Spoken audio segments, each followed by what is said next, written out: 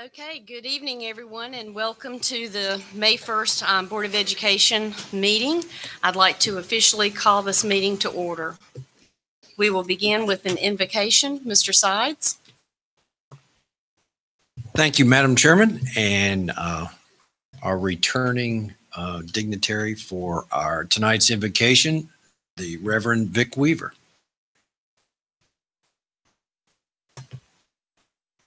Let's pray.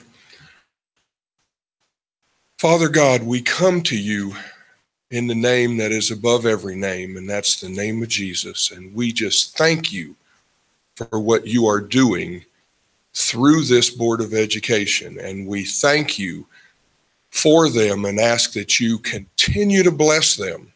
Father, we ask that the decisions they make will not only bless our students and our staff, but will also honor you. We thank you that you are blessing our nation, you are blessing our state, and Father, thank you for blessing our county. And we ask that you continue to do that. Just put your hedge of protection around this council. Let them know that they are prayed for. Let them know that they are loved, and let them know that not only do we appreciate what they're doing, that you love them. Father, bless them tonight, and we ask it in Jesus' name. Amen.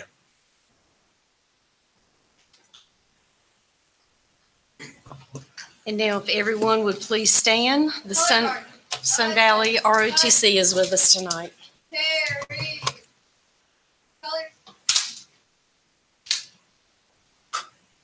Cut. Forward. March.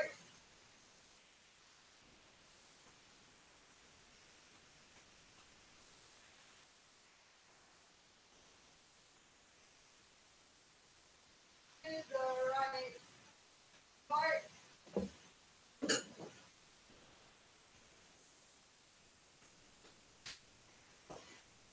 Color guard.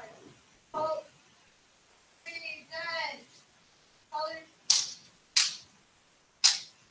I pledge allegiance to the flag of the United States of America and to the republic for which it stands, one nation, under God, indivisible, with liberty and justice for all.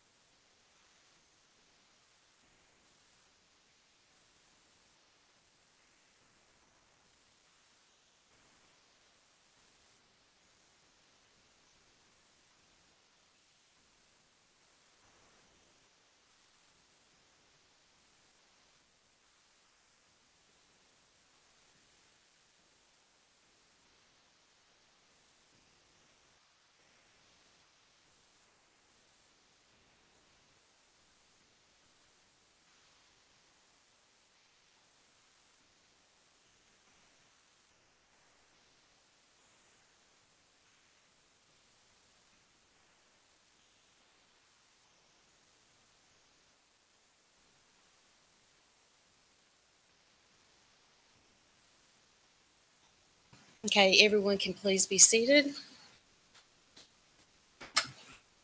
And again, that was our Sun Valley High School ROTC with us tonight. Thank you so much. Board, that brings us to the approval of the agenda. Madam Chairman, I would like to make a motion to pull 11B off the consent agenda.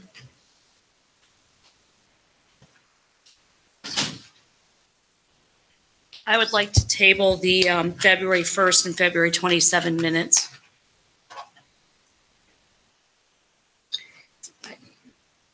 listen to the meeting. Okay, any other recommendations? Make a motion to approve the agenda as amended. Well, are we going to discuss gifts and grants for approval at another location? We need to, let's see, with that, gifts, grants for approval, we could do that. I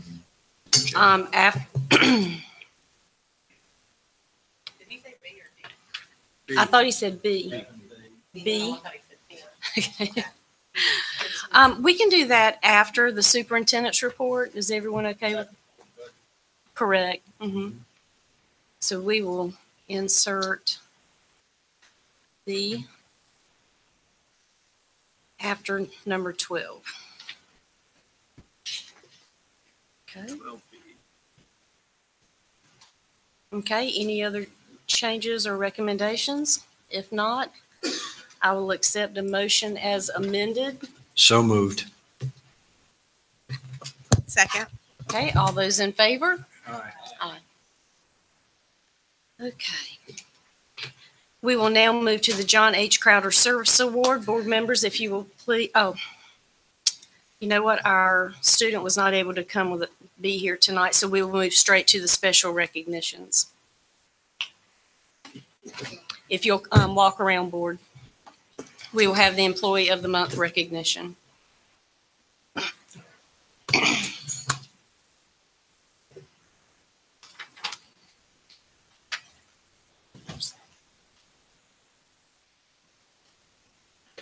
Good evening. The Union County Public Schools Employee of the Month Award recognizes employees in non-teaching certified positions. It is created to honor those who have exemplary work and performance, those who promote positive morale, or possibly those who demonstrate initiatives and creativity that improve the operating efficiency of the district. Individuals can be nominated based on their performance, their customer service, or an individual incident that merits commendation. Our May recipient is Heather Major, who is a member of the custodial team at Newtown Elementary School. Newtown Elementary Principal Catherine Perry will now come forward to introduce our recipient.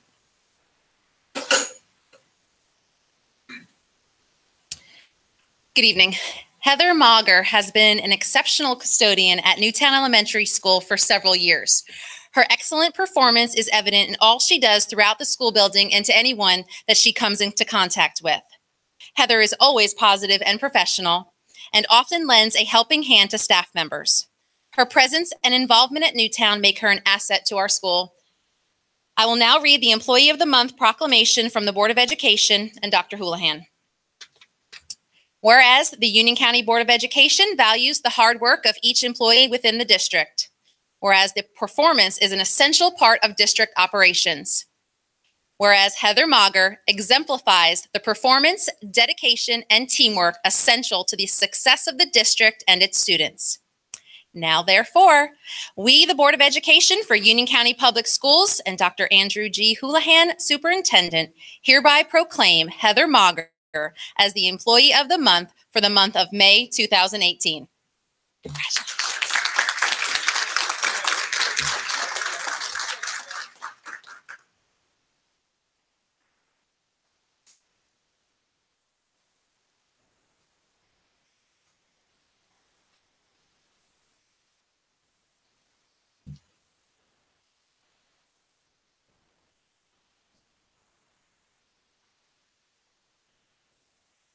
Good evening again. The Beginning Teacher of the Year program recognizes new teachers in their first 3 years of employment who demonstrate excellence in the classroom. This is the first time that Union County Public Schools has honored beginning teachers, and the 5 teachers selected for this recognition were selected from a pool of nominations from all schools that were provided by principals. We'd like to congratulate the following 2018 Beginning Teachers of the Year: Scott Parker, 5th grade teacher from Fairview Elementary.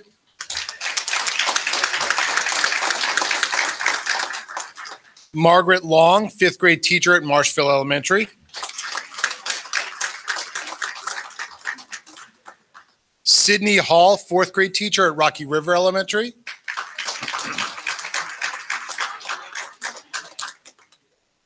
And Caitlin Flannery, social studies teacher at Sun Valley High.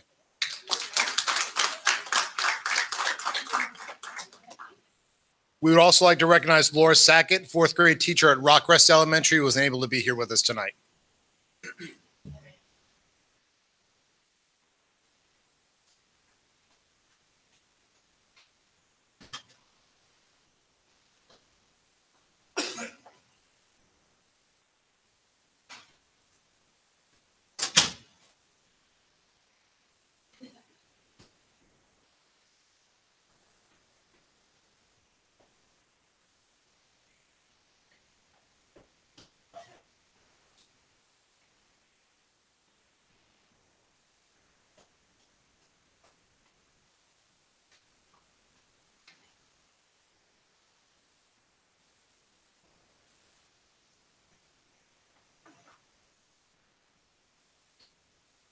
We will now have public comments.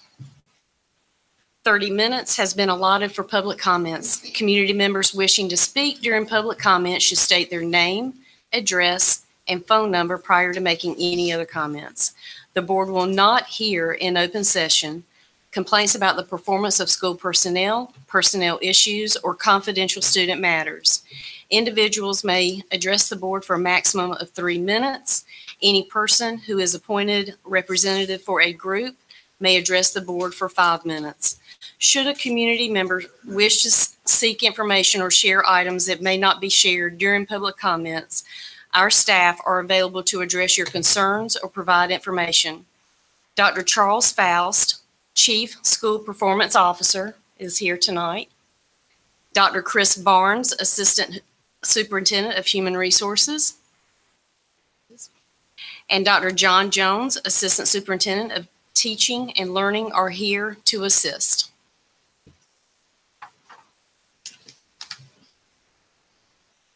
Our first speaker tonight is Mr. Nathan Haley. Good evening. Nathan Haley, 205 Old Williams Road, Wingate, North Carolina, 704-207-1259. It is once more that I come to speak to Mr. Ray. As you know, the NAACP is to protect the adverse effect of racial discrimination. And it's with a heavy heart that I come to have to greet you again, asking you to resign for remarks that you made to school personnel. If the role had been reversed and it had been a Caucasian, had been an African-American make the remarks to a Caucasian, I would still be standing here saying these same words, because we would not tolerate racial discrimination in our schools where our kids can hear what is being said, read in the paper what is being said.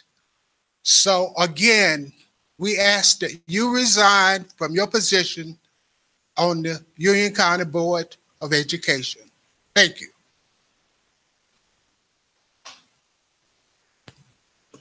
Next, we'll have Rose Mager.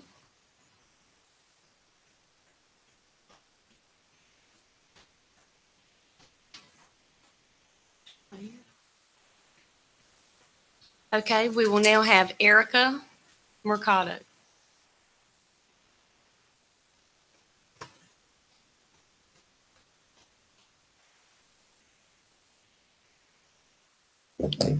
Oh, is it on? Okay, hello. My name is Erica Mercado. My email address is ericamercado453@gmail.com, and my address is 2834 Rosemead Drive, Monroe, North Carolina. Good afternoon. My name is Erica Mercado. I'm a senior at Piedmont High School, and I will be discussing why we should promote mental health awareness in our school and add it into our physical education and health curriculum. First, I'll give some statistics. According to the CDC, suicide is the second leading cause of death for youth groups aged 12 to 18. Each day, over 3,500 children, teens, and young adults attempt suicide. In the U.S. alone, over 900,000 youth have confessed planned suicide in the event of major depression. As most of you may know, last week my school lost yet another student. Myself and my peers have lost yet another classmate, a teammate, and most importantly, an amazing friend. Since I've been in high school, I've lost 5 friends, 4 in just the past year and a half. Now, since I've been in high school, UCPS alone has lost 10 plus students to accidents, homicide, and suicide. My school, along with other high schools, have been in mourning nonstop, and the tragedies seem never ending. I commend UCPS for taking initiative to recognize these tragedies by wearing ribbons and colors and making posters to show support. But even with the support after the myths, I have found that my heart, as well as other students, is still very heavy. I have been told that these things will happen, to move on, but how can we act as if these lives are just stepping stones, something to teach us? They're absolutely teaching us, but it entails some suffering that we may not have to endure. Freshman year, we take a physical fitness and health class, required to pass before graduation. While it's a great program that teaches us about our bodies and improves our physical well-being, what about our mental well-being? We spoke about disabilities, medical conditions, things we may not even encounter until we're older, but we did not speak about the realities of mental illness, depression, anxiety, dysphoria, panic disorder, and etc. stuff more likely to impact us at this time in our lives. In high school, we go through a lot. The stress of grades and college arises, breakups, family issues, drama, and death all play a part in our mental well-being. And with this generation, the help of cellular devices, social media, and our seemingly easy access to drugs, alcohol, and weapons play a big part in our actions as well. I feel we have unknowingly stigmatized these reactions as a social normality and have accepted and viewed mental illness in adolescent age groups as a phase and/or an act of rebellion. We have no idea where to start when it comes to talking to a parent or a friend for fear that they may be unintentionally or intentionally insensitive or mocking. Students have forgotten the true job of our counselors and see them as merely people who change our schedules, help us with resumes and college applications. It is to my understanding that you are trying to implement the hiring of more counselors into our school budget, which is a great start, but I personally find an easier, cheaper, faster, and possibly more effective route is adding mental health as a lesson plan for maybe a week or so. Instead of playing sports, we sit and talk about the real problem teens face every day. We can also use creative outlets to express concerns such as posters to ensure awareness and using a Google form on the counseling page for students too afraid or too shy to ask to visit a counselor. Disclosing the fact that counselors keep all information private and won't just make a phone call home when you visit seems very crucial as well. I assure you, us learning about how and why we may feel certain ways, explaining suicide, its links with drugs, alcohol, and signs of mental distress, as well as explaining the harsh realities of suicide and effects on the body, can possibly save someone who is simply confused and scared. In no way do I blame any prior incidents on the staff, school board, or any higher-ups affiliated, but efforts such as these can save a life and give a bit more hope on the fact that we as a community are trying to make a difference. Thank you for taking the time to listen to me and giving me the opportunity to speak my mind and represent my classmates on this matter. If there are any questions about my proposal or any terminology used, I'd be happy to provide an answer. If not, thank you and have a good rest of your day.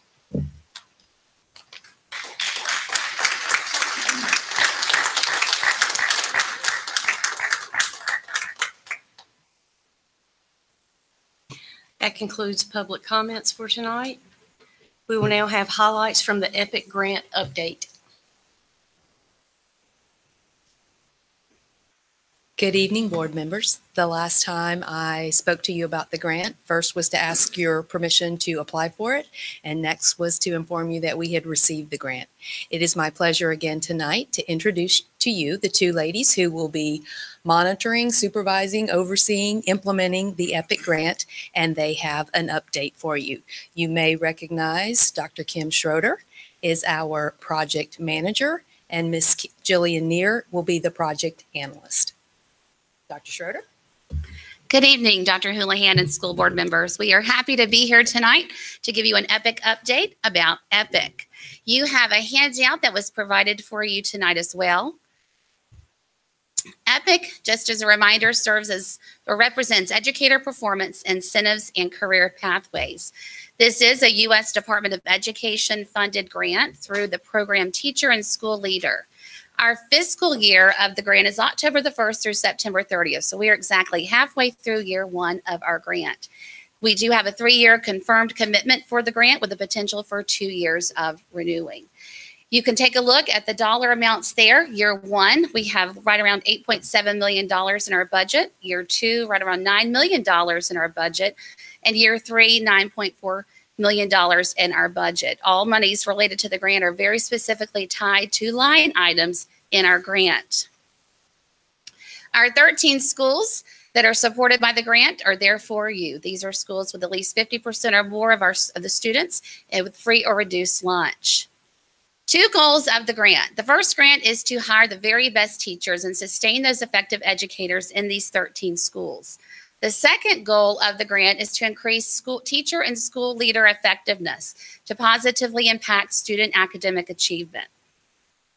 So to date, in terms of onboarding, we have hired the project manager, we have hired our project analyst, as well as our secondary instructional coach lead. We have a pool of 92 master teacher candidates that we have been screening, and 11 of the 26 positions are hired to date. We also have our final EPIC position posted, which is the EPIC instructional coach.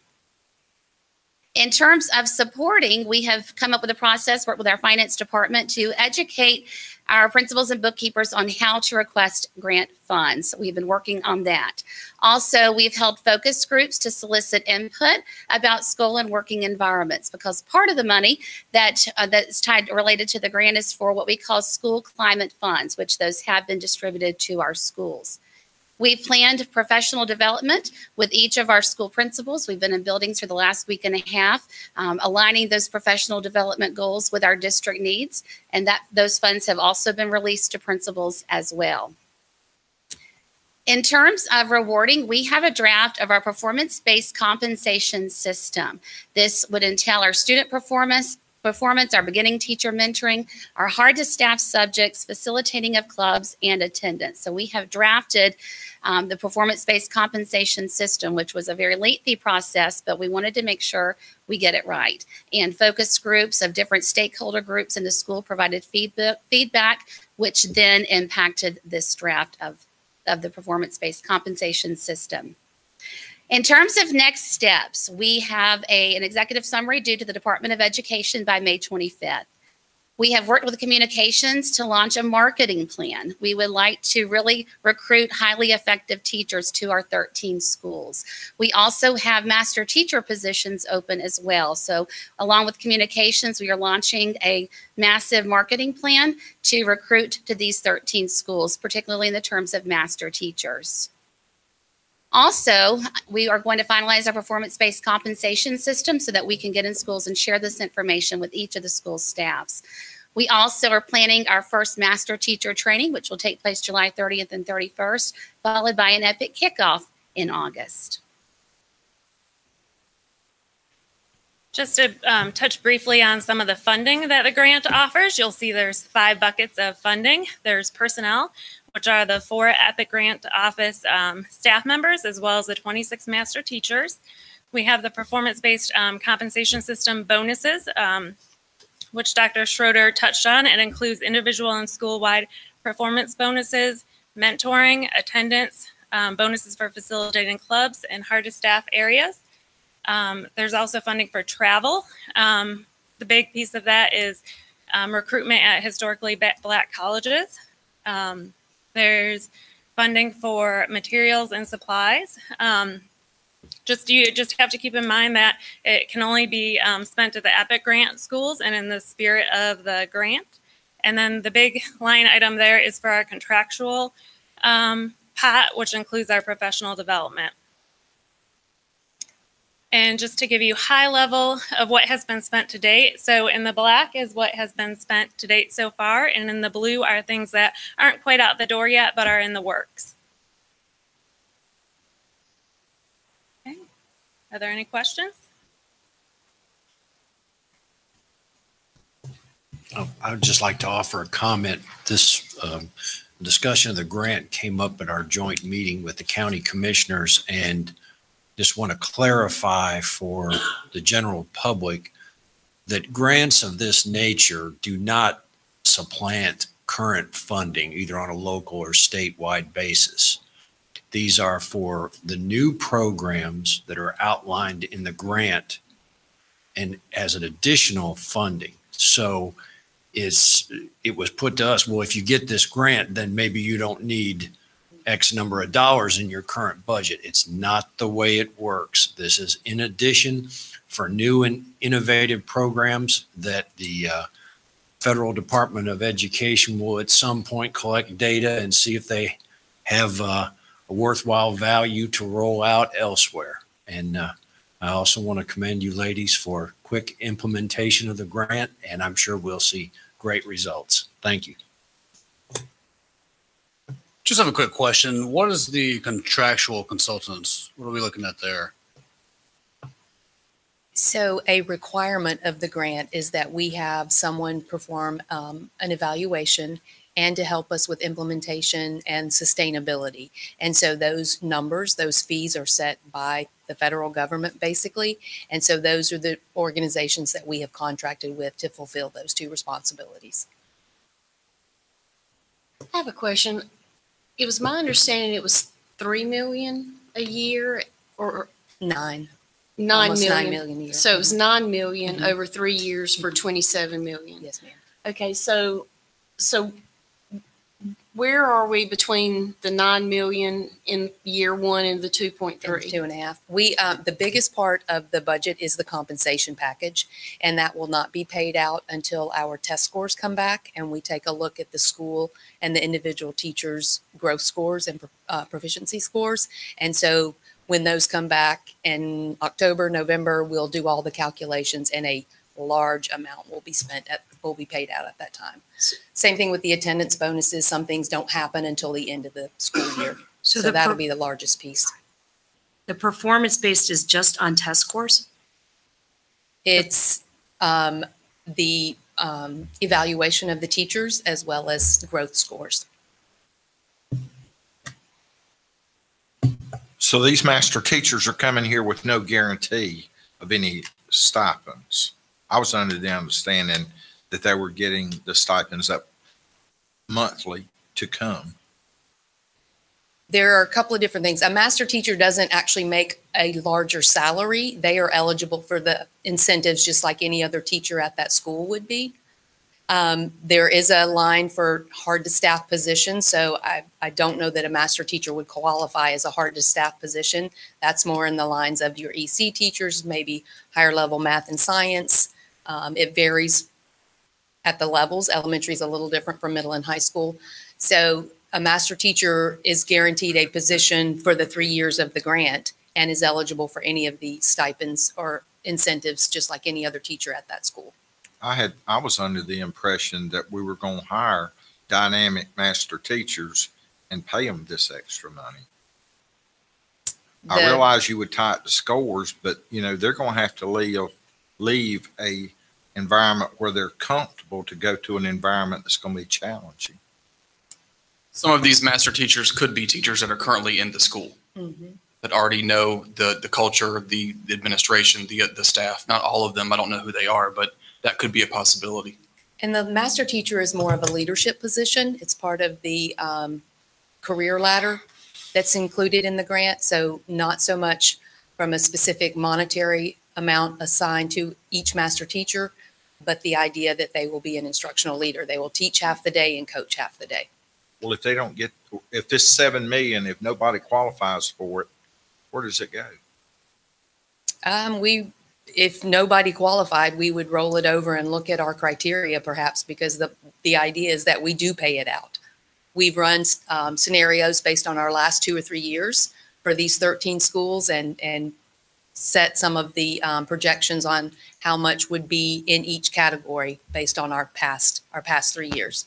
I taught at one of those schools and I had hoped it would be a guarantee. Is that a requirement of the grant, though, that it has to be performance-based, not a guarantee? Correct. That's what she's saying. Thank you. Okay. So is that a requirement that it's spent in the fiscal year, or you can roll it over? It can roll. Okay. What we put in there were guesstimates, our best guesstimates based on the past 3 years, but we don't know that we'll hit that mark exactly.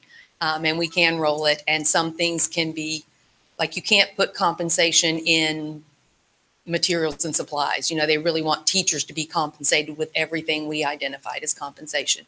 If it doesn't go so well this first year, we would revisit that, get permission to change those parameters a little bit to be more of an incentive, but in that same teacher compensation area. But we may have to adjust. And the government seems to know that. Our team that's working with us says that that would not be uncommon. We've done the best we could to figure out how it should go. And if it doesn't, there's room to correct that. Great, thank you. So 70% of the budget is in the performance-based. I don't know the exact percentage, but I do know it's a big chunk Or of it. close there Right, too. Okay. Right. And we still have 6 more months of that indirect cost. We still have 6 more months of the contractual. So since it goes to September 30th, it feels like we're almost at the end of the year, but for us, we're not. We're right in the middle. Okay, so I guess I misunderstood. So the blue is things that we have started the paperwork on that we know we're going to do at this point. Okay. But it doesn't account for the next 6 months. Gotcha. It's like right now, but Okay. we're not quite So finished in with it. likelihood, contractual is double that amount. Correct. And the same with consultants. Exactly. I get it now. Sorry. Thank you. That's all right. Other questions? Thank you so much for your support. Again, thank you very much. Okay, we will now have open session meeting minutes approval for only the April 10th meeting. I have just one little tiny change. Okay. Just so everybody knows, on page, I think it's 4 of the draft at the very bottom, it should say that the portal on the website to make their selection to grandfather instead of section to grandfather. That's my only change. I make a motion to approve them as amended. Second. Okay, all those in favor? Aye. Thank you. We will now have the consent agenda, except for item B. Make a motion to approve the consent agenda. Second. Okay, all those in favor?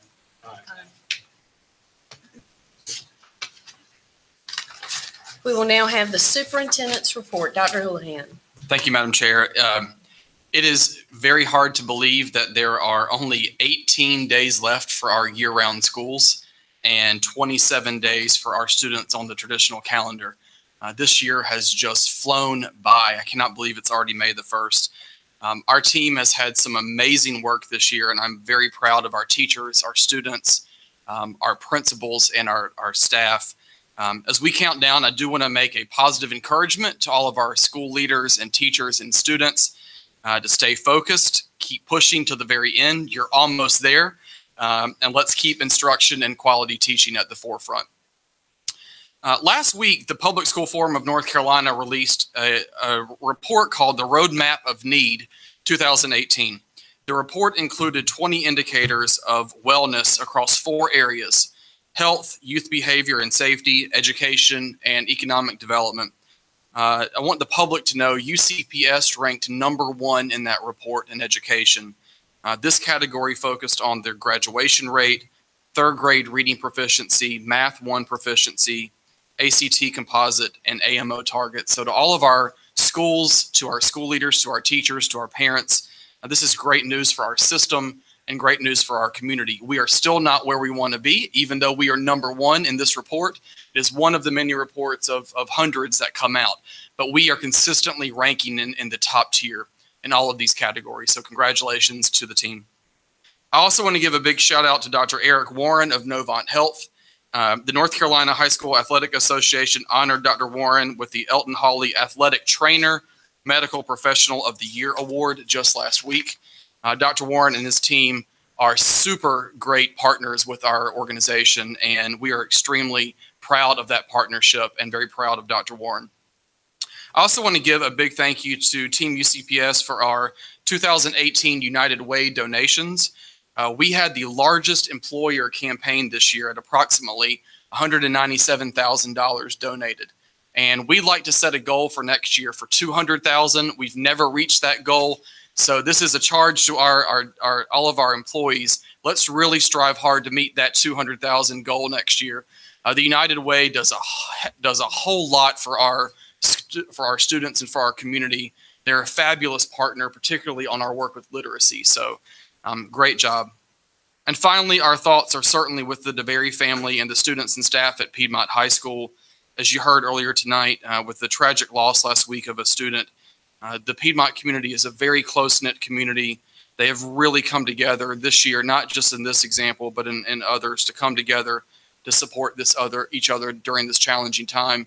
And I especially want to thank Dr. Jonathan Tyson, the principal there, who has really led that school in the right direction. Board members, this concludes my report.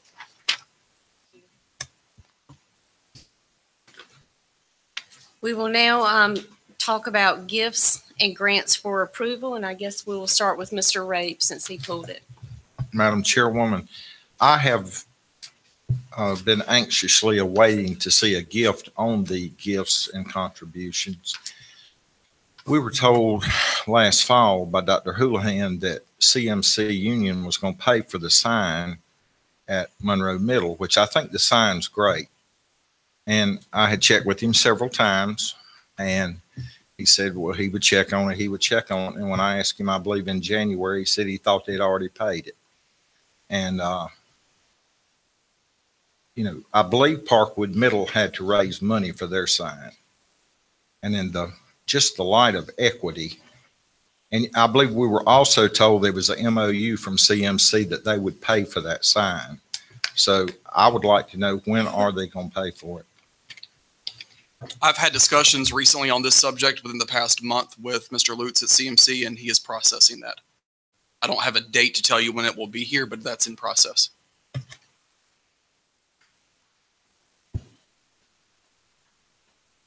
Are there any other questions or comments regarding gifts and grants for approval? Okay, hearing none. I will accept. Okay, I will entertain a second. Second. Okay, all those in favor? Aye. Aye. Thank you.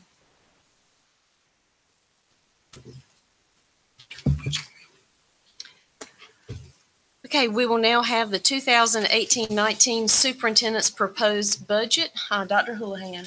Thank you again, Madam Chair. This evening, we are pleased to present the recommended budget for the 2018-19 school year.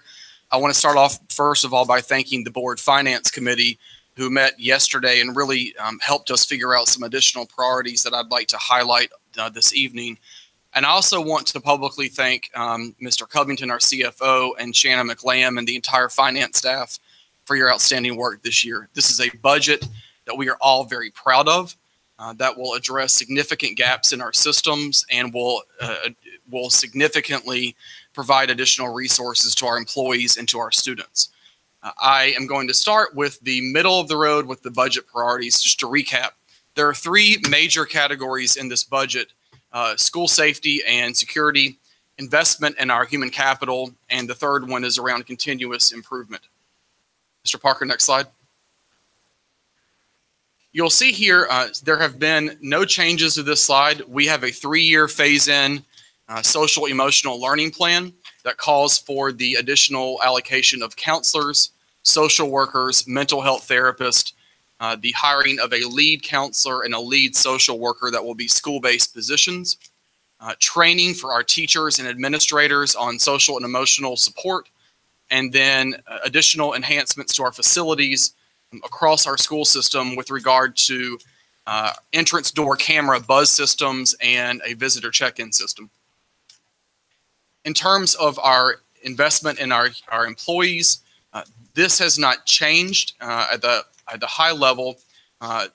We're projecting an increase in salaries with assistant principals, teachers, and certified staff and non-certified staff. We are projecting an increase in our health premiums and benefits. The compensation study is a market increase for our skilled labor workforce, and then a stipend to offset some of the tuition for our 2 cohorts of aspiring teachers and aspiring administrators. We also have 2 positions in the budget for beginning teacher support. 2 new items added to this category from our discussion last night were an increase in the coaches stipend and an increase in the Board of Education compensation. With regard to organizational improvement, we are proposing to increase and expand our tutoring model to Monroe High School and Forest Hills High School for 9th grade math, district-wide transportation to our International Baccalaureate program at Marvin Ridge, additional supports and curriculum for students in our secondary schools that have learning disabilities, a new student assignment management system, and a new item, which is co-curricular support, where we are asking to allocate additional funds to all of our high schools for our marching band programs. This is what we are projecting the county appropriation to be. We expect, based on the adjusted penny value, to come in right at $119 million. That includes 3.1 of what we determine as true-up funding for capital projects. Wow, that's hard to read. And so, thank you. This is just a summary. And moving forward, you'll see here that what I want to put on here at the bottom in investing in our employees, you'll see the two new additions, which are our coaches supplement, our stipend increase, and the board compensation increase. We agreed last night with the coaches stipends that we would provide an additional allocation and budget for that allocation. How we spend that, we would like to get the feedback from our athletic director, coaches, and HR, and would come back to the finance committee on how those dollars would be allocated.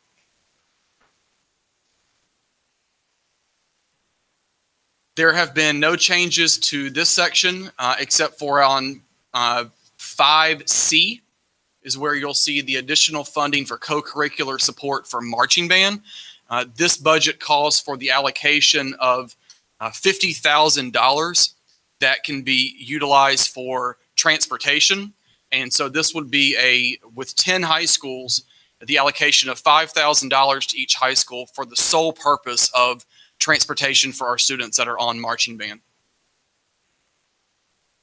There's just a small, if you could go back a slide. It's small, but I don't want this to get out. But the total, the board compensation increase is not, that's the total. The increase is actually 38,000.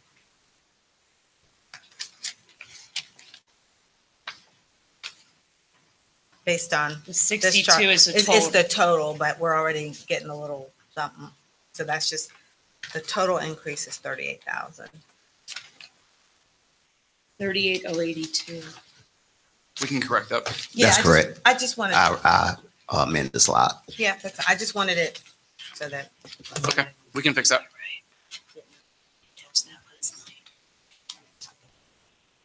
When you look at our capital proposal,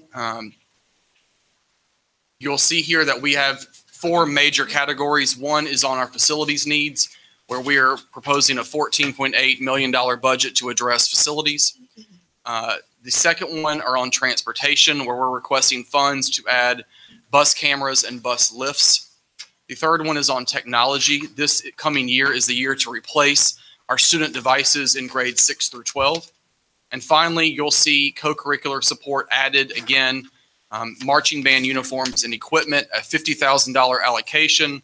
This would put all 10 high schools once every 10 years on a rotation to receive district funds to replace their uniforms and their instruments with a once per year, every 10 years would be a replacement.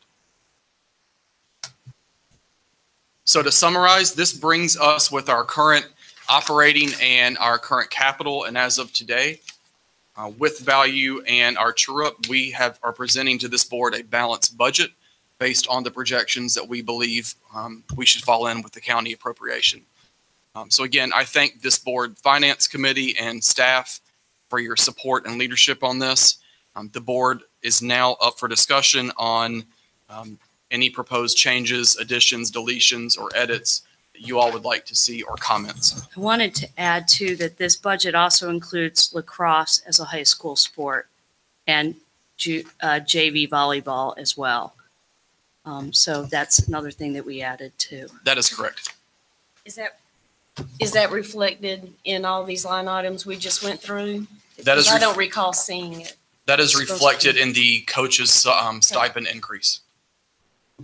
Most of it with lacrosse is the coach. That's Okay. the biggest thing. Bus And volleyball. Transportation is the other thing, Okay. and transportation will be included in there in the supplement that each school gets at the high school level for transportation.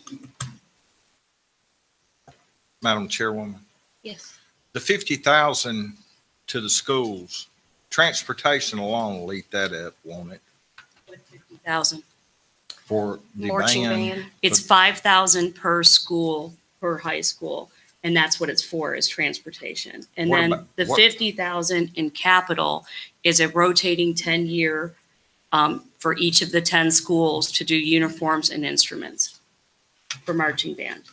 So one is in capital and one is in operating. Okay. Well, can I make a request that we start with Monroe and then move to Forest Hills? We have asked staff to go to each school, find out when the uniforms were last purchased, and come back to the finance committee with a recommendation. We don't know as of today which school was the first or last to replace their uniforms or instruments. So under Dr. John Jones's leadership, we are researching that. But Monroe and Forest Hills is definitely something to look into. Okay. Well, while we're thanking everyone, I would like to pass it out to the SPIT Committee, Strategic Planning as well. You were able to, and through the facilities and technology departments, you were able to get the bids for the Chromebook refresh down some 300,000, which we were able to utilize for the band funds and for the additional increase in stipend for the coaches. So I appreciate your diligence in putting together a better than anticipated bids for that. I would also like to add that this does not request, nor does it include a tax increase of any kind. It maintains the current school tax rate as assigned by the county, which was reduced last year by over a penny, about close to a penny and a half. So we did our part last year. And so we're coming forth with a budget which does not call for an increase over last year's physical tax rate. It's just we're lucky enough to live in a county where the economy is growing. And so the overall revenues coming into the county, not just for schools, but also for other county functions, is increasing. And I feel like we have a budget that is meeting the needs of today and preparing for tomorrow. And if appropriate this time, I'll make a motion coming out of finance that we approve this budget. I have one more item to discuss, but if you want. Go ahead. You can ask questions. Okay, on the capital budget, the last $650,000 expenditure is for additional wells over here at Wolf School. I'm sorry, Mr. Ray. I'm looking at the capital budget. What page are you? Is there a page number you can refer us to so we can follow with you? It is the. So it's not the presentation? It's for 2019 in the full CIP. Yes. The Wolf, there's additional wells for condenser loop, add vault with isolation valves on all geothermal wells, add flow monitoring devices for geothermal loop for $650,000. And Dave Burnett is here, so he can speak to that. Okay, what I would like to present the board with, there was really only one person in facilities that could keep this system going, and he has left us. And this is a very complicated system because it uses well water, circulates it through compressors. And I think, I'm for the money, but I would love for facilities to look at going back to conventional heating and cooling instead of the geothermal, because without a highly qualified operator, that system is a hot mess all the time. What we were proposing to do right now, the system is undersized, and that's the issue that we're experiencing with the school. So we are proposing to expand the geothermal system. When it was originally designed, it did have a set aside field for future expansion, and that's what we're planning to utilize. So as far as the difficulty of operating the system, we really haven't found that it's difficult to operate the system, but the system is undersized. And that is what we're trying to address. Well, I would hope that the engineer that designed the building had sized it right, but because it's not operating correctly, it's inefficient. So we started off with a system that wasn't even capable of heating and cooling. So over time, with the geothermal system, in this particular case, we do believe that it was undersized, and we did have a consultant look at it and looked at the load and looked at the size of the well field. So they recommended that we expand the system.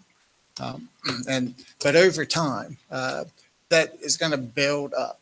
So it's something that you didn't experience the first year. You didn't experience it the first couple of years. But over time, it builds up. And so the heat exchange isn't performing as it's supposed to. I have one of these systems in my house, and I'm very familiar with it. Mine's 18 years old, and it's never given a problem. We have don't we have 26 wells out there right now? I don't know. I think we do, and I don't see how drilling any more wells is going to help. Again, we did have a consultant look at this who does geothermal systems. And their recommendation was that it was undersized and that we should expand the system. I'm just asking, would we be better off to go to the same type of HVA system that we have in every other building in this county? We certainly can go with either a hybrid system, or just completely abandon that and go with a whole boiler chiller system. And that would cost? I don't have those costs. I mean, again, we were. But significantly in excess of the $650,000? In the particular case, you would need to look at the operating costs. So a geothermal system, would be one that we would expect to operate and cost less. And so that would need to be factored in. The geothermal costs less? On an operating side, yes. That's what it is supposed to do, yes.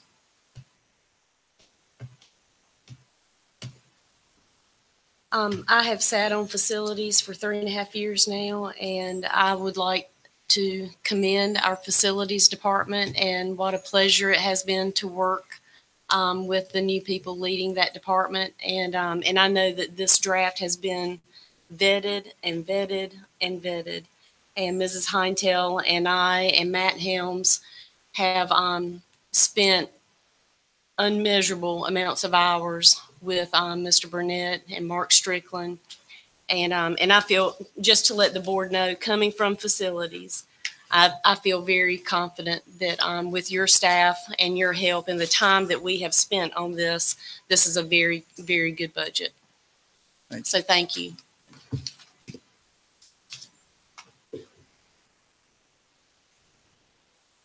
Are there any other questions? I believe we have a motion. Do we have a second? Okay, does not require a second. Can I make one more comment? Absolutely. Again, I would just like to publicly thank the board for your support of this budget. This is one that I am very proud of as your superintendent. This will provide an extremely differentiated amount of resources for our students. And on a professional and personal level, on behalf of our students and teachers and principals, thank you for supporting what we're trying to do with social and emotional learning and mental health support for our children. That is the #1 priority, and we are very, very appreciative of your support with this. So thank you. Okay, all those in favor, say aye. Aye. All those opposed, the budget passes 9-0. Thank you very much, Mr. Covington and your department, and thank you, Dr. Houlihan, your second budget. Okay, we will His now. second budget, and both without a tax increase, I might add. Well, last year we Last got year a with the decrease. tax decrease. Yeah. So, and he's still smiling, and he's still with us. Okay, we will now have the strategic plan update from Dr. Faust and Ms. McKinnon.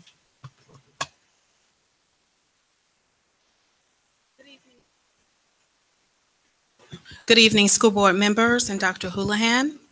My name is Renee McKinnon, Director of School Performance, and I serve our elementary schools in the county. And I thank you for the opportunity to present the update for our strategic plan initiative. It's an honor and a privilege to work on this team and to also present to you our progress. So I want to first draw your attention to this slide, which identifies the theme that this particular strategic plan initiative falls under. One of the first things we worked on with regard to this plan was to create our blueprint, to take a look at our existing programs, and then also to identify the leadership necessary to enhance those programs. And so I want to also mention that what we recognize is that in order for any of our programs to be successful, we know that school leadership is only second to strong classroom teachers as it relates to improving student achievement. So that has been the focus of this particular strategic plan. To accomplish our definition of instructional leadership for Union County Public Schools, we have worked very collaboratively with our department, the School Performance Office, along with the Human Resources Department, along with the Teaching and Learning Department, so that we can come together around a definition of instructional leadership and also identify the multiple instructional leaders that exist in our schools, both informal and formal. So we know that there aren't, when we take a look at instructional leadership, we know that that takes many opportunities within our school, within our leadership structure. And so we feel very strongly that this is not just about one leader per se, but it's about all leaders in our school, our teacher leaders, our principals, our assistant principals. And this is about how our district can support their efforts to improve academic achievement. This next slide just gives you an idea of how we evaluated how we're doing with regard to the current state of providing instructional leadership and having a plan, creating a plan, and implementing that plan. So these are the bullets that we chose to evaluate.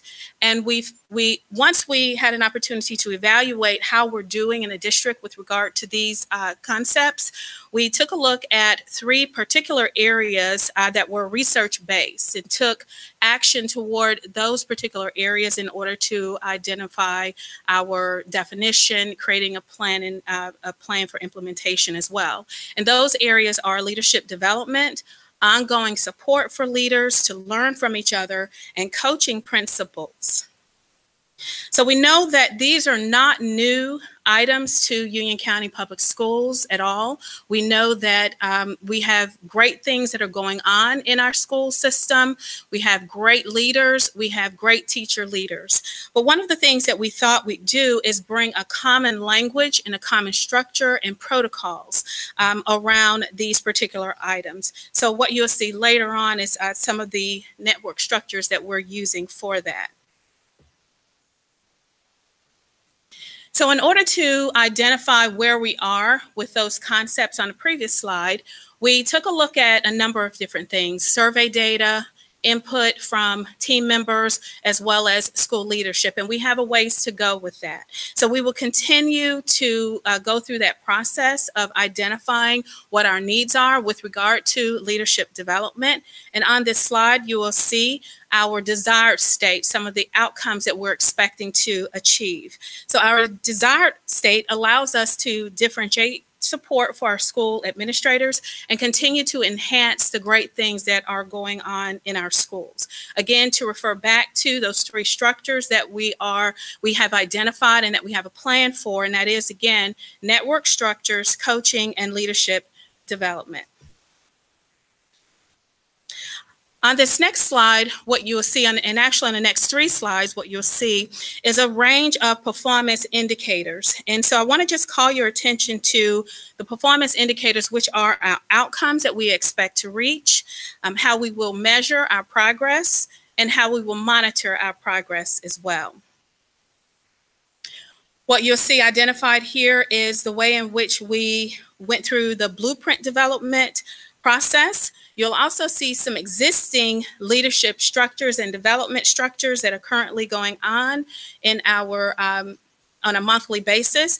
You'll also see collaborative efforts between multiple departments and leaders in order to deliver these particular topics. What you'll also see is a calendar of topics. We are working with principals and team members to identify those topics, as well as using other resources such as data and other leadership development information that we receive. So as a team, we have recently completed the first part of a draft process for the instructional leadership framework. That's a big part of this particular initiative because we do want to, as I said in the previous slide, define instructional leadership and have common language and common protocols between our schools. One of the things that we have taken a look at is a national model that exists out of the University of Washington, which is an instructional leadership framework. We've taken a look at that framework for structure purposes, and we have developed our own Union County Public Schools framework around the needs and the desires of our leaders. On this slide, what you'll see is a number of different structures that exist, as well as new structures that we want to put in place in order to provide support. So these network structures are based upon 3 levels of leadership. And these are, again, our existing levels of leadership that are in schools. We just want to provide support and empowerment to our formal and informal leaders. As I mentioned earlier, these topics are going to be driven by standards and will be developed according to the input from our school leaders. I'm going to call your attention to some of the resources that are listed there. You'll see again that these resources will be utilized in our current monthly structure for meeting with our principals as well as our assistant principals. The new structures will relate to the emerging leaders, where we want to give our teacher leaders an opportunity to come together in collaborative structures and not only share their expertise, but help one another to learn and grow. We believe strongly in the opportunity to empower leaders and build on their expertise, as well as to capitalize on the great things that are going on, especially teachers who are getting results. Excuse me. And on this last slide, you will see that there are some new indicators, but I want to make sure I stress that the previous indicators will continue to be built on every year. These are just new performance indicators that will continue to help us to evaluate our impact on achievement. These indicators encompass a number of things with regard to empowerment, support, as well as, again, enhancing academic achievement. We expect to monitor and adjust our timeline considering the needs of our leaders. You should have a timeline, a 4-page document in front of you. And what that document will do is provide you with our action steps for the next 3 years. As I mentioned, we expect to be able to modify and adjust those action steps as we see fit. But what you'll also see is a color coding system to let you know where we are in that process. Are there any questions?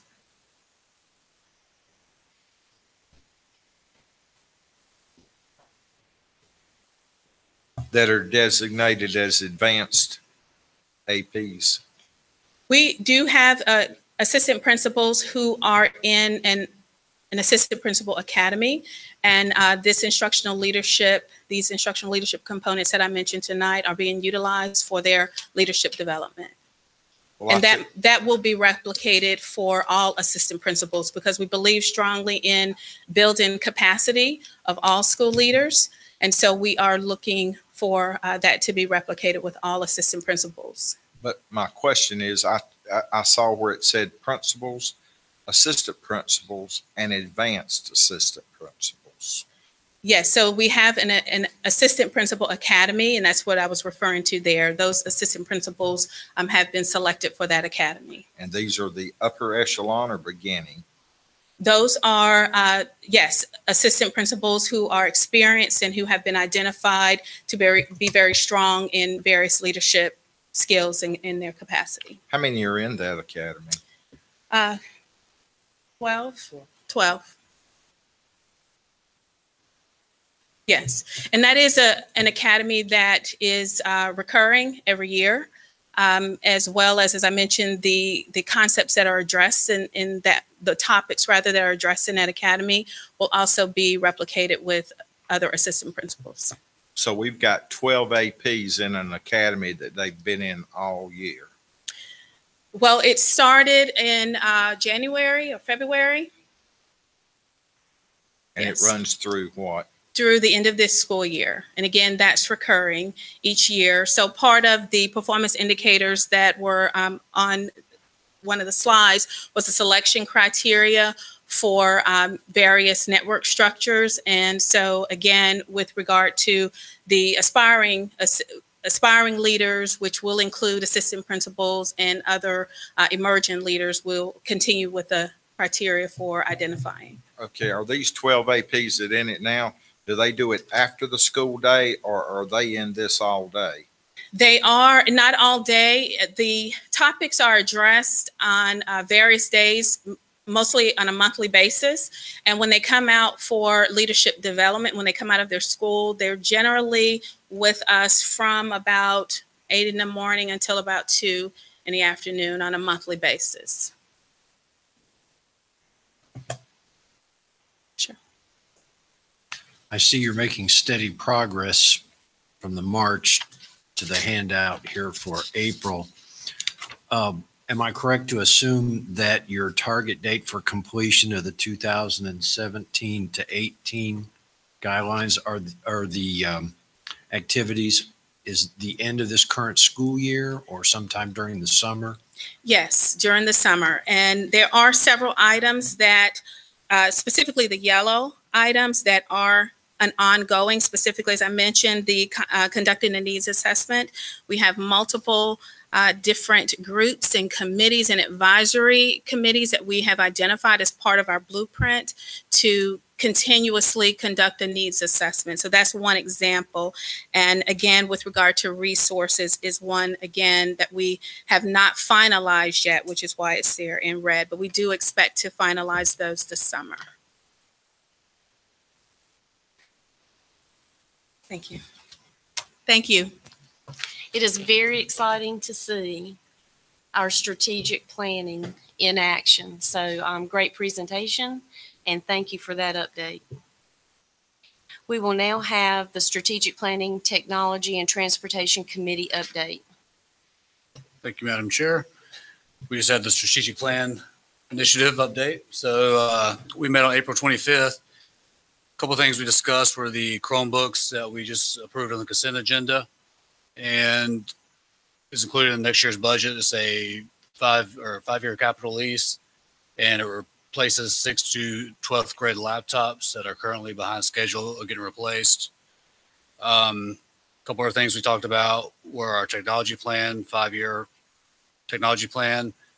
A couple of technology updates with Zscaler, new system for power teachers, and single sign-on. And our last item we talked about was the Monroe Cluster Bell schedule, and that had to do with the extended elementary hours and how that affects the high schools. No action was taken on that. We asked staff to come up with some more solutions and come back to us. And that concludes my report. Thank you, Mr. Helms. We will now have a curriculum committee update. And I apologize. I did not bring any of my notes. Dr. Jones, I completely blanked out. I did not bring my notes from curriculum. Could you give us an update on my behalf?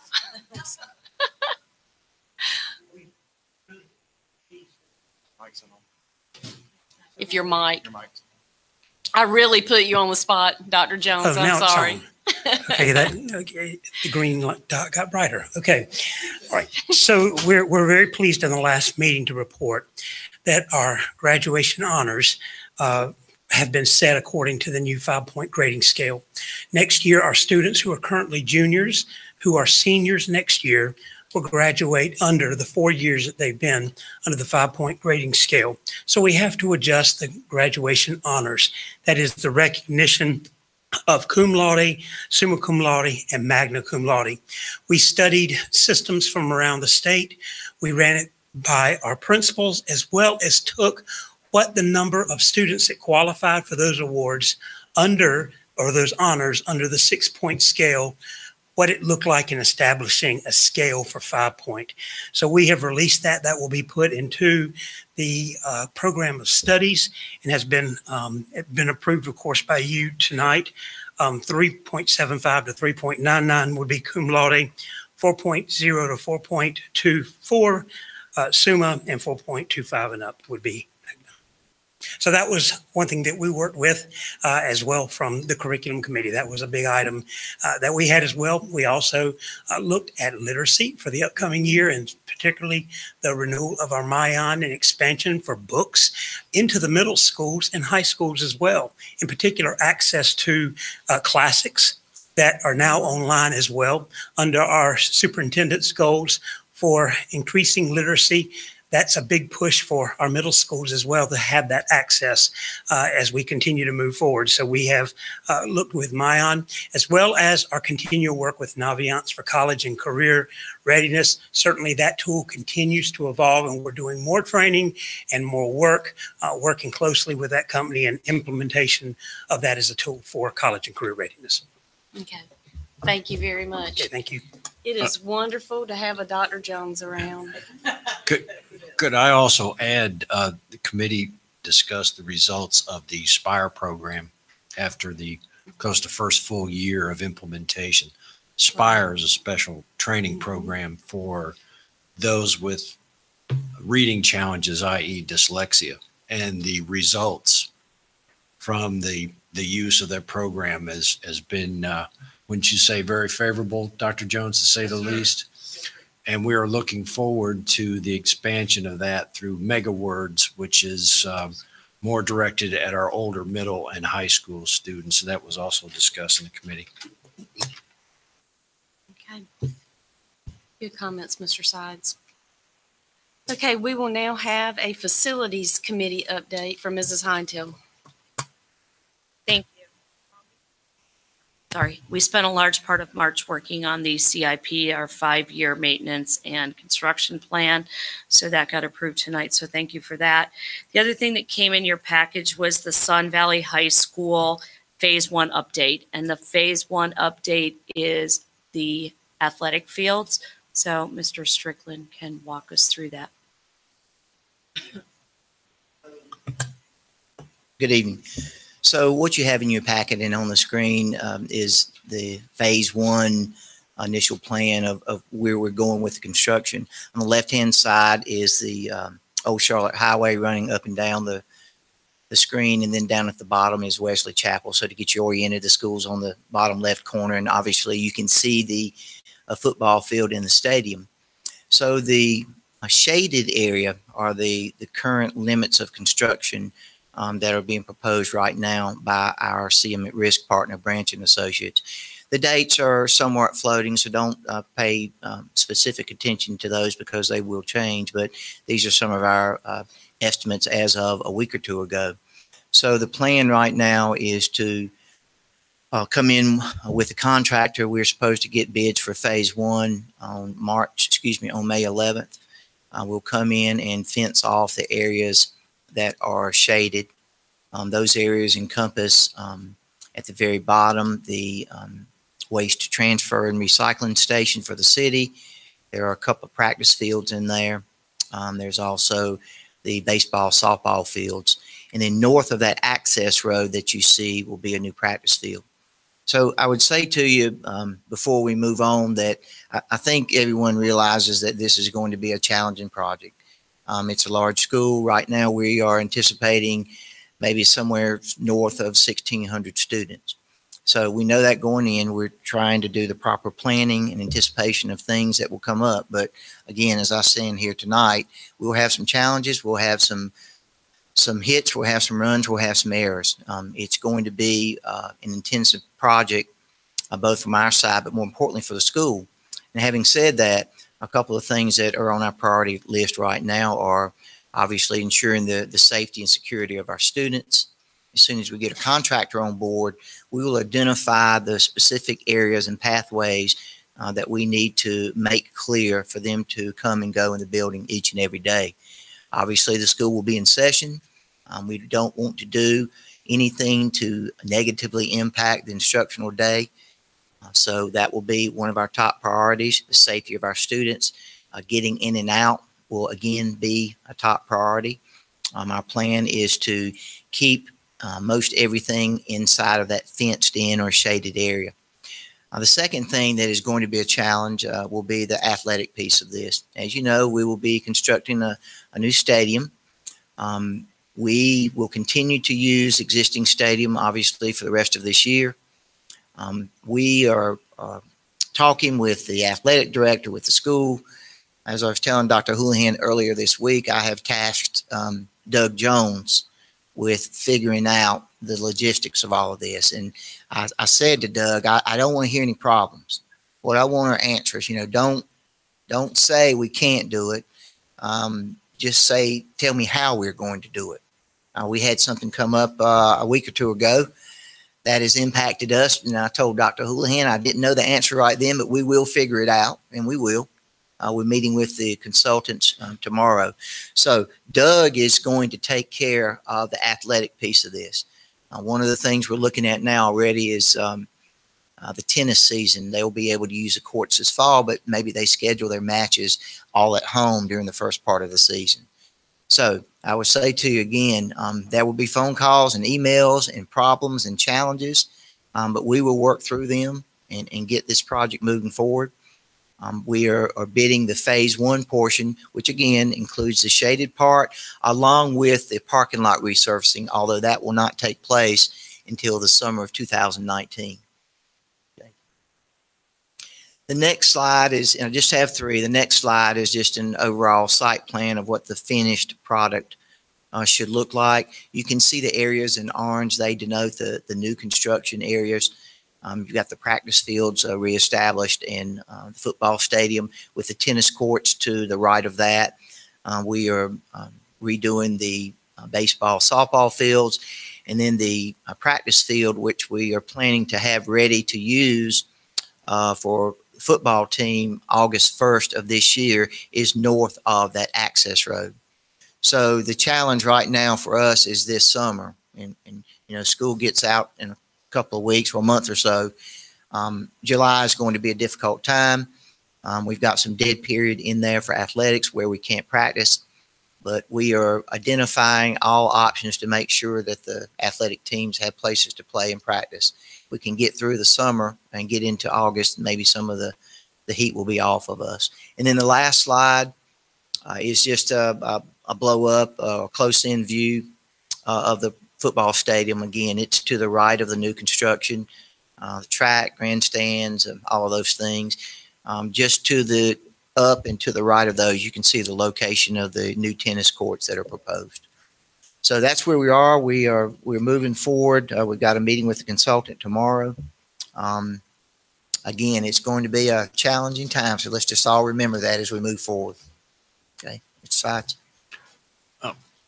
Mr. Strickland, so if I'm to understand this correctly, it looks like the baseball, softball fields, you feel that they will be finished by mid to late July of this year? So the baseball and the softball fields this summer get some regrading and some work on the grass. The grass there is in pretty sad shape. Okay. So we'll have a chance to get that done. And again, these dates are fluid right now, but we will make arrangements for baseball and softball to have their fields next spring. So you're basically going to have to relocate all the home football games? No, we will. The stadium will be in use the entire year. The existing use stadium. the old stadium. The old stadium won't go away until all the new athletic fields Correct. are done. Excellent. Right. Okay.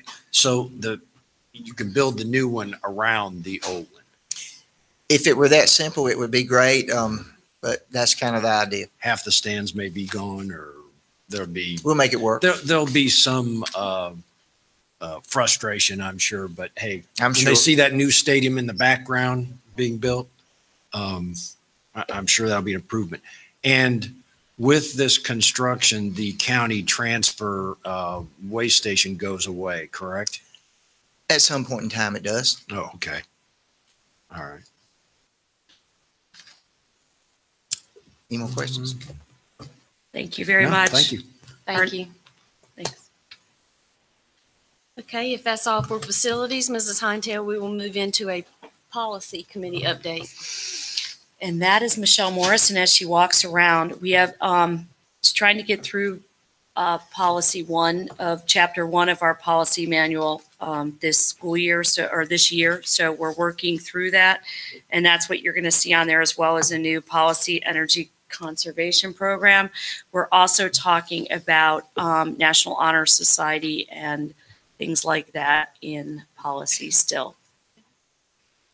Michelle. Policies for review. Looks like we have a long list of them. You do. Good evening. If you remember at the last board meeting or so, you passed changes to the policy on adoption of policies, which requires a review annually of the entire policy manual. And so I'm trying to catch up so that we will be done by the end of this year, even though we passed that after the first of the year. So right now we have chapter one before you. And there are several policies that in that chapter that required some revision. And I will go through them each individually. The first one is 1-4, board responsibilities. And other than some typographical changes, we added on page 3 of 5 that there is a chief officer position in the district now for questions to be forwarded to cabinet level staff. Any questions on that policy?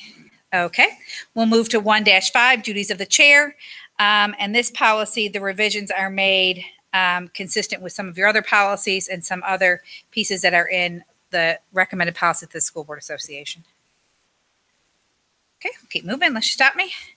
The next one is board meetings, 1-10. And in that policy, other than adding some language from some other policies, we added the types of meetings that the board can have, and that the board will be in compliance with the open meetings law. Okay, the next policy is 1-18, appeals. And that policy was revised to be consistent with the practice of the district and how appeals are handled.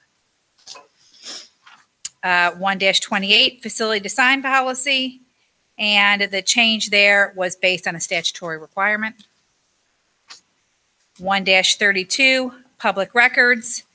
This policy was revised to clarify the types of records that the public is entitled to so that there's not a question. It gives folks something to point to and how to make a request.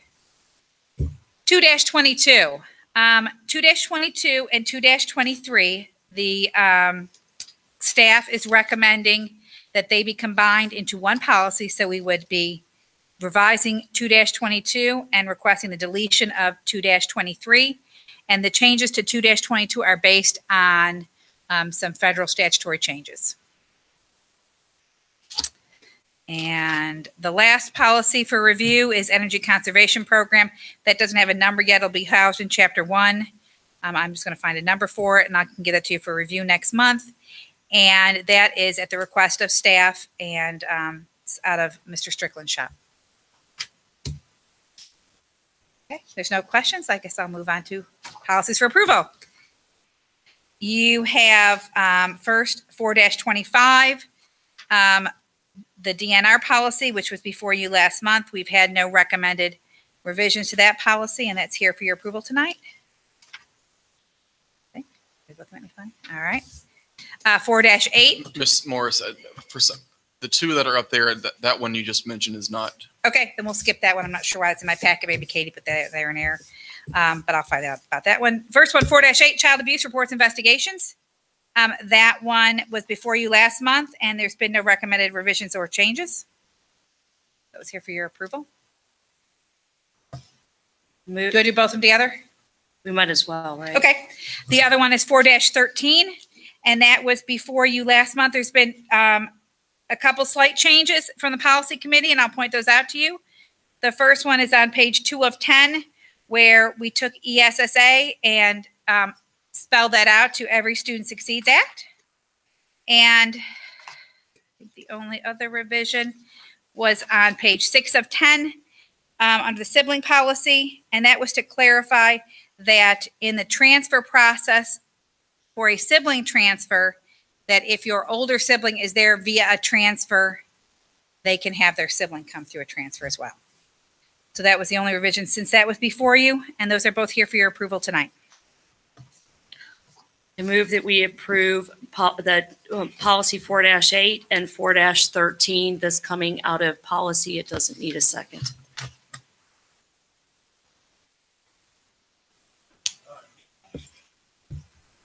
Thank you. Thank you. And thanks for all the work over spring break on all the chapter 1.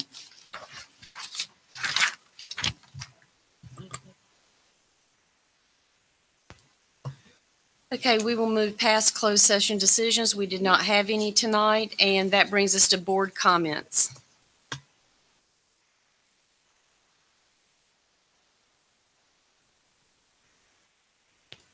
Okay, well, I will make a couple then. I just want to commend our Piedmont student who came and spoke to us tonight, Miss Erica Mercado. It is highly unusual to have a young teenager reach out to the superintendent, reach out to their school and the Board of Education with such wisdom on ways that we can support our students in the school. And it's perfect timing with the superintendent's budget to discuss our students' needs for social, emotional support that we can provide to them. And I am very hopeful that the county will approve our budget as we are planning to send it over to them to have support so that we can help these teenagers. But I just really want to commend Ms. Mercado for taking time out of her very busy schedule as a student and ROTC. She has a very heavy workload, and how impressive. And I know that I speak on behalf of all 9 board members. How great is it to have students? I know that's what makes it everything we go through as board members. I know it makes it worth it when we meet teenagers like we had tonight. So I commend her for being here. Had the opportunity to attend a dinner for Safer Communities, who extended an invitation to the full board. And I just want to report that it was a wonderful dinner. And they are doing great things in our community, in addition to being here and providing the invocations to our board. But they are teaching life skills to people in our community that truly need support. So I just want to thank Vic Weaver for extending an invitation for our board to have a table at that event. And finally, I just want to offer my condolences to the DeBerry family out at Piedmont High School. I have known the DeBerry family for many, many years at Fairview Elementary. And this is a family that has been extremely active in our school system as volunteers. And we just, our hearts break for what they're going through. But I just want to recognize that family and offer our prayers and support in any way we can help them going forward.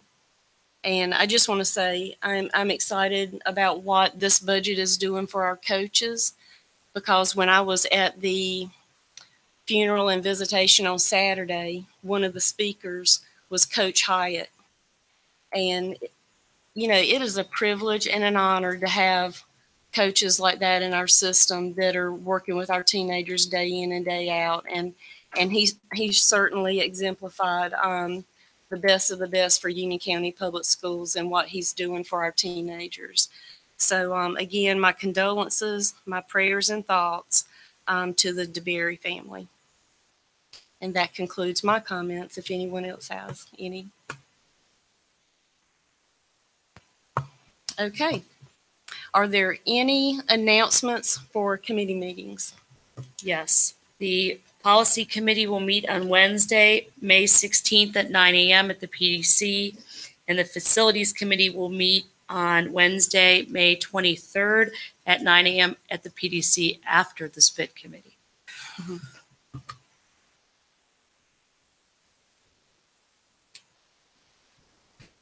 I guess we have a spit committee meeting. Since Kathy just said it. And I assume it's be much earlier. Is it It'd be at early. 7:30? Probably 7:30. 7:30? Okay. Are there any other committee announcements? Okay, I will accept a motion to adjourn. Second. All those in favor? Aye. Thank you.